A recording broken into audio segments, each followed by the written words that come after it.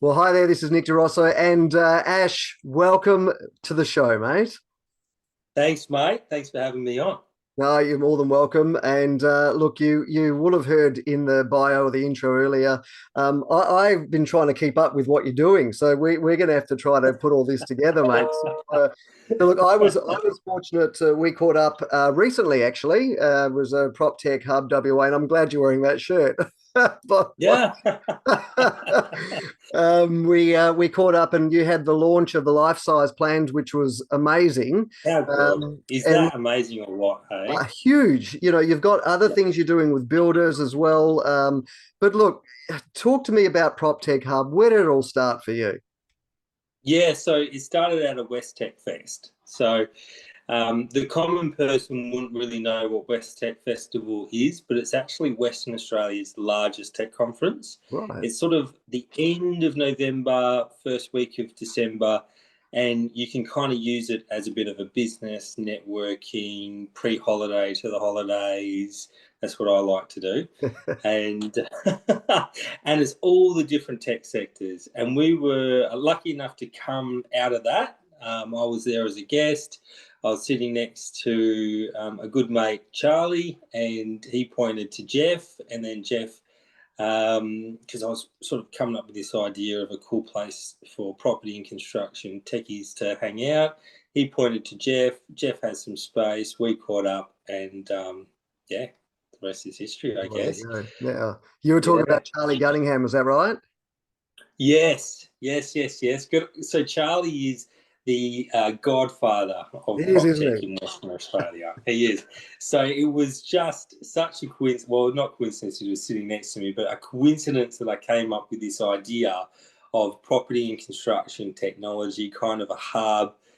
Industry can get involved, so then they can see what the latest techies are doing, pull it in, get a competitive advantage, either save them some money, get them to make some more money, expand into new markets. It was really industry focused and Mm. getting the innovators into that industry, making some sales and all that sort of stuff.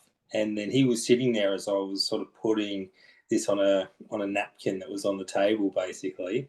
And then Jeff, so my background's in resi, and then Jeff's background's in commercial, and he had some space in one of his buildings, and we thought, okay, let's try it out there, Mm. and see if these innovators and techies want to come together and work and share and collaborate and all that sort of stuff.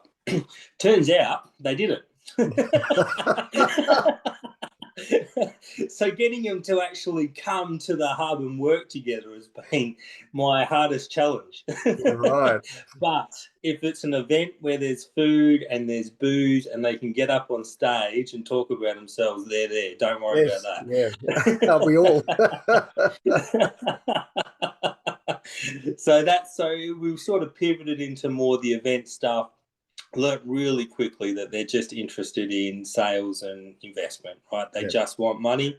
So as long as everything that we do is focused on our innovators getting money, they're happy, and along for the ride. And then industry, as long as it's either saving them money or going to make them more money, they're happy and will come along, for the ride as well. So Awesome. we Yeah. got to the point, but no one wants to rock up 9 to 5, 5 days in a row and work together at a desk. So No. anyway. No. We are dealing with entrepreneurs, so that's never going to happen. So, I know they want to go to the coffee and the bar and out for lunch and all this door knocking this is stuff and right. yeah, trying to strap them in at a table. I Golly know. gosh, no chance. So what was the trigger? Was it because your background, so you got a degree, a bachelor's actually, in entrepreneurs and small business. Then you Yeah, had previous business with Volti Sports. So you've always had this, the linking the technology, entrepreneurship. Then you went yeah, into building, because obviously builders is building brokering. What was yeah. it? You were sitting there at this function and went, I reckon I got this idea. How did that come to be? Well, it sort of came from me either wanting to set up my own prop tech or invest in prop tech and Mm, sort of use that stuff for builders and make builders more competitively advantaged. So getting clients easier, making the client experience better, using tech to, be able to do sales at 11 o'clock at night when I'm asleep, or Yeah. be able to automate communications and stuff. So I was really looking at it from that point of view, like a very selfish point of view, and entering the innovation sector in WA and trying to see what was there, what I could do, or what I could pull in, or whatnot. And that was sort of through that was then the idea is, HIA, property council, UDA, REWA, I love it, but you put on your suit, it's very formal, and there's nothing wrong with that. But I was really starting to think, is there kind of a space where, shorts, thongs, a shirt, backpack with a laptop in it, where do you go, right? Where do you get all of these prop techs together? And there just wasn't one in Perth. So I thought, okay, let's give it a crack. And we bribed them with pizza and beer, got them all to come. And I said, please sign up, and, and we'll give this prop tech thing a go. And, we'll have this space where you can work from. And they said, oh, yeah, that sounds really good. Not me being very naive, knowing that they wouldn't use it. And then events, we'll bring people together and all this sort of stuff. So we were very much a startup in itself and learning what our customers really wanted. But fortunately, 8 of the 14 said, yep, we'll sign up. And I thought, okay, that's enough. Let's go and see what we can do. Fantastic. All right. So now you did put a report out last week. I think it was from LinkedIn, which I put some stats in the intro. That's some pretty big numbers for the first couple of years. Totally. Talk to me around that. But the challenge. I mean, there's leadership and there's leadership. You've jumped into an area which is what you're doing is entrepreneurial in its own right. And now you're leading entrepreneurs, and you and I both know entrepreneurs don't like being led that well, but they do need it. Unless there's free beer. Unless there's free beer. But they do, right? I'm saying every coffee shop around Perth must hate you right now, because that's where they start. So tell me, how do you what's the style? I mean, I know you've talked about the pizza and the beer and whatever, but you've got something that's of interest and these people want to be part of for you to have such good numbers. I mean, run me through those. Yeah. So basically there's always been a vision, and the vision's been clear from get-go, is that we want to make Perth the PropTech capital of Australia. And to achieve that, we need more PropTech innovators in Perth than anywhere else. We need more investment in those prop techs than anywhere else in Australia. And we need more staff working here in Western Australia than anywhere else in Australia. So everyone's known, they're the 3 things. That's how we're measuring this. And then when we get there, we can finally put the flag up and say, look, Perth is the prop tech capital of Australia. And I think that really excites the innovators and the industry and the investors, because they're proud of Perth. Absolutely. Like WA people love WA. It's sort of like a separate country in Australia, right? We love it. And we want to be number one at something. And you go around town and you see all the innovation and all the different sectors, and they're all crying and whinging and carrying on that there's not enough money and it's hard and Perth is rubbish and they've got to go over to Sydney or Melbourne or whatever. And I think that's ridiculous. I think we can do it here in Perth. I think we have plenty of money, we have plenty of talent, and we just got to pull it together. And for the viewers that are watching this and that, I'm not really interested in anything other than property and construction, right? So I'm not going to do this in all the other tech sectors or whatever, but people in those can see what we're doing here at PropTech, and then copy and paste it into gaming or ag tech or fintech or med tech or whatever they're interested in. We're just going to do the prop tech stuff. So some numbers: 113 innovators, 463 industry members, $62 million has been invested in these innovators. Right now, you work that out. That's around $2.5 million a month. Right? There's not many other innovation communities. Actually, there's none. There's no other innovation communities in Western Australia that have got those numbers. You put all of our innovators together and you combine their market cap at $7 billion. Our industry members, you combine their market cap, it's 540 billion. So it's very, very important at the very beginning is to put money in the room, because if there's no money in the room, everyone's just wasting their time, right? So it was important to get money in the room, and then you've got to do things. So you've got to do meetings, or you've got to do events. You've got to have that human connection where people get excited and all that sort of stuff. So 396 meetings in WA, 34 across Australia, and 16 international. So I had one this week, and I have another one this week as well. 2 international online meetings. One has mapped out 3,500 PropTech companies across the world, 51 PropTech associations. So I'm really interested in getting involved in that. And then another one hosts a PropTech event every 2 years that's the size of 20 football fields. Wow. So it's huge. And I want to take our guys over there. So these meetings are relevant. There's always a purpose. 283 employees work in PropTech in WA. If you ask people, they probably would say there's not even 100. Right. So by being able to do surveys and ask our innovators and get the real numbers, it paints a picture that PropTech is quite big in WA. And I like to shout it from the rooftops is, let's get Perth to be PropTech capital. So I'm, big in the advocacy space, 166 emails or posts online. So it works out about 7 a month, right? That, I'm tagging government in, or I'm sending it to government departments. So eventually they're going to say, what's it going to take for this? Because I don't want any more emails and posts anymore. That's the strategy, right? God, let's just do it. Then we can then this crazy guy will leave us alone. Which is good, because the state government has given us $3,000. That's helped our Women in PropTech Perth program. The City of Perth has given us $16,500, which helped contribute towards our program last year.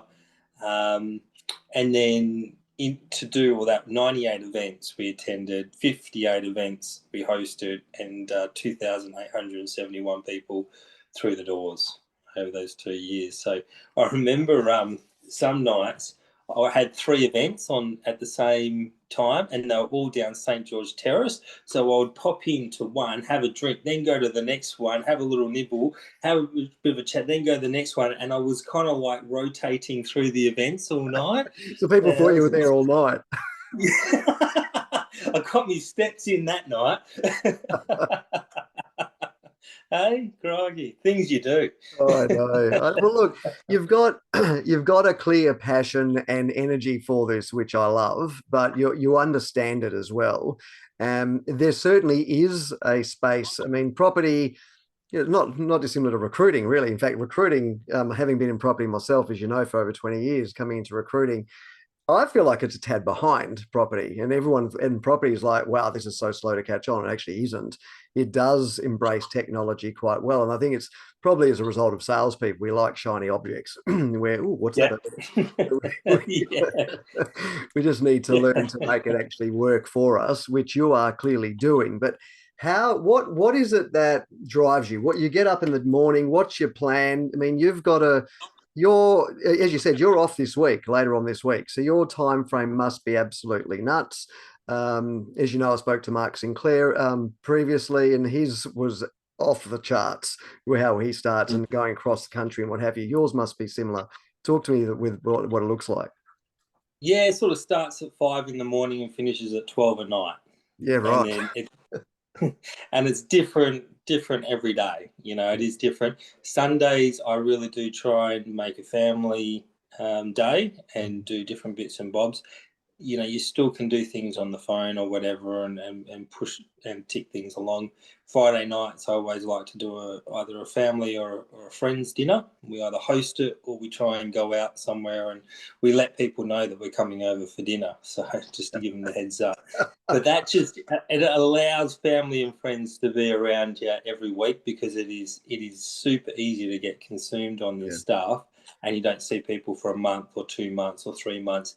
And then they say, so what have you been up to? And you say, well, I can't even tell you because it's just been too much, and you sort of feel like a stranger. So that can happen. And I guess anyone that is listening or what to this, what's worked really well for me is Friday night dinners and Sundays. And that means you can still do everything that you need to do, Monday to Friday and on Saturday. You can get up early and you can go to bed late and you can do whatever you want to do and all that sort of stuff. Yeah. And eventually, build your team, leverage that labour, and then you can pull back in certain areas and do different bits and bobs. But, it's a choice to do 5 to 12 because I actually, want to do a lot in a short period of time. If you don't want to do a lot in a short period of time, you can then reduce those hours and expand and have certain outcomes in a longer period of time. So it just depends on what people want to do, really. Yeah. And this is, part of the reason, talking to people like yourself is this path you've chosen and the people I'm speaking to, myself included, is not easy. It's not for the faint-hearted. There isn't a regular paycheck every fortnight. It's Well, none of my friends and family would sign up to my life, so that tells you something. I know. It's one of those things that it's like anyone getting into my industry in real estate. They like to see the big house, the flashy cars, but they forget what goes along the way. It's like you're an overnight success that's taken 20 years of grit and hard work and so many failures and starting again. I mean, how have you gotten yourself up, after knockback? And you've said it before, you put out all these things to these people and events and you don't get anyone showing up, and yet they like the idea. How do you get back on the bike and keep going? Yeah, well, for example, the Life Size Plans event, I personally invited over 2,000 people. And we had a room of about 60 to 80 people. And, you get the people that reply back to that, oh, wish I could come, but I'm, flying or overthing or prior book. It is what it is. Yeah. I don't take it to heart. There's no emotional thing to it. It is, I'm putting it out there. If you want to participate in this thing, you can. I'll continue inviting you until you do want to participate in something when you can. And this thing is actually for you and for everyone. I try and not make it about me at all. When I do things, I don't think, what do I want to do or what do I want to get from it? I think that's a bit silly. I think we design things for other people to enjoy, and then we get satisfaction in seeing them enjoy it. And that means that we did a good job. Well, you had some good other businesses there, PropTech Innovators and Ideas that were there. So obviously helping them like you would your own team. So you mentioned Charlie earlier. Talk to me about the immediate team you've got around you in the PropTech Hub WA, and what you think your leadership style is, how you feel that that's contributing to the growth that you're having. Yeah, so in our team, we have Neil, who is our business development executive. I met Neil. He helps our innovators connect to industry and investors. So we have an investor panel. They get an update on opportunities every month.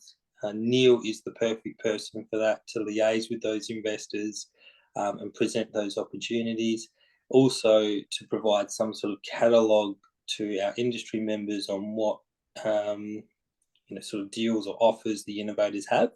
Yep. So he's really kind of playing that connector role. Max is our chief marketing officer. He helps everyone look good and present accordingly.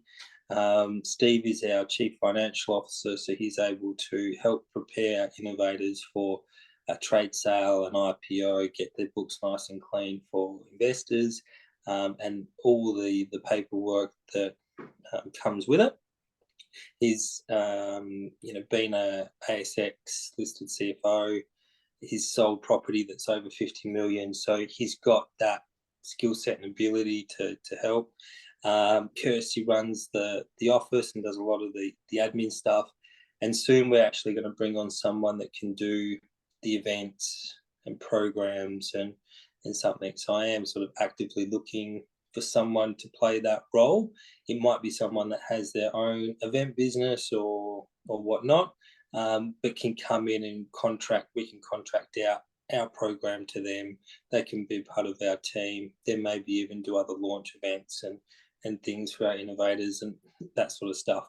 Right. Once we have that, I think our team is actually sort of set. I don't really see where we will be expanding it. Maybe sort of, membership assistant or some sort of assistant role perhaps, but then that's really max, right? So we've got the person that does the connection, we've got the person that makes everyone look good, we've got the person that gets the numbers right, we've got the person that sets the events up in the program and invites people and gets that all going. And then I've got to figure out what I'm going to be doing. So, yeah.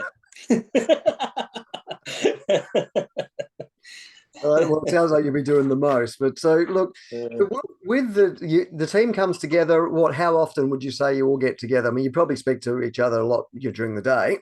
Weekly, a lot weekly. And then, face-to-face stuff, it can vary, at least fortnightly, pre-events, post-events and stuff like that. Yeah. Okay. All right. And leadership style is just let them go for it and then hit me up if they need something, basically. Well, it's kind of, look, it's interesting. There's a lot of different styles, and I'm finding that leadership styles, and I've certainly come across my own good and bad ones with senior people I've worked with. And I've certainly hopefully grown out of some bad habits I had myself as well. But look, my father, for example, he was pretty old school back in the day and did rule with an iron fist. Used to often say, "I'm the boss and you're not." We were going to get him a T-shirt that said that at one stage. But funnily enough, he was very, quite empathetic, but there was a little bit of reigning with fear. And that's certainly changed. Now, COVID, that environment has made us all have to develop very, very fast about how we are going to lead our future leaders pretty much, to the point where we still need them to be held accountable. They still need to understand there are responsibilities that just because you've got to work from home, it doesn't mean you don't take your kid to childcare for the day and you're babysitting at home. So how do you sort of see that going forward especially with the PropTech and the people you're dealing with at the moment, that could be a little bit, I guess, transient or nomads, as you might say, but still be led by you? Nick, I've got no idea, mate. That's the honest. That's something you sort of figure out case by case. So I think if I had a piece of paper of all of these things that I would do if this happens, and then that presents itself, and I'm following this piece of paper that sounds good, I think it wouldn't be too flash. No. I like to actually ask people what they want. So the team, what do you guys want here? What do you sort of see? How do you see this work? And as long as it ticks the boxes for everyone and it's a fair trade, let's move on. Absolutely. So I really don't get caught up on these little details of, if you leave 15 minutes early, you've got to make that 15 minutes, but I couldn't care less, just achieve what we're trying to achieve. Right. Let's make it happen. Yeah. And that's moving forward. I've come across that a lot. People tend to be more interested in the productivity that is being created, a return on investment for that individual, as opposed to, okay, well, I've seen you sit at the office, the desk for 8:30 to 5, you must be working, which often couldn't be further from the truth.